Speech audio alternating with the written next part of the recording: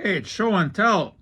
Today I'm going to show you a fascinating historical item, a calculator. Today we're used to whipping out our iPhone, and if you want to make a calculation, it's right there for you, along with the numerous other functions that you have embedded in an iPhone. However, the electronic calculator goes back only to the 1960s, the late 1960s. And I have a historical item, as I told you.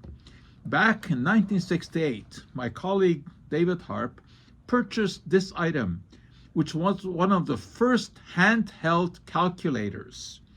And there was one that preceded it by about a year, but this was the one that was commercially available.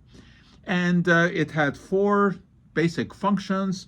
And you can see it had a digital readout, red cathode ray tubes. For example, if you wanted to do 23 times 2 equals, there it is, 46. So it would do your basic functions, and this was an absolute miracle at that time. It made calculating grades much easier. At the end of the term, what you had to add up midterm 1, midterm 2, and the final exam, calculate the percentage. It could be done with a few keystrokes. Before that, it all had to be done by hand. Boy, we have come a long way. Today, of course, you can go into a dollar store and buy a calculator that will perform far more than just these functions.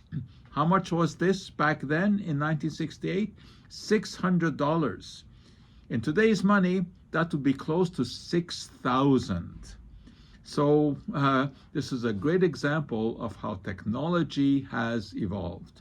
There you go, historical item, one of the first handheld calculators in existence. And that for today is our show and tell.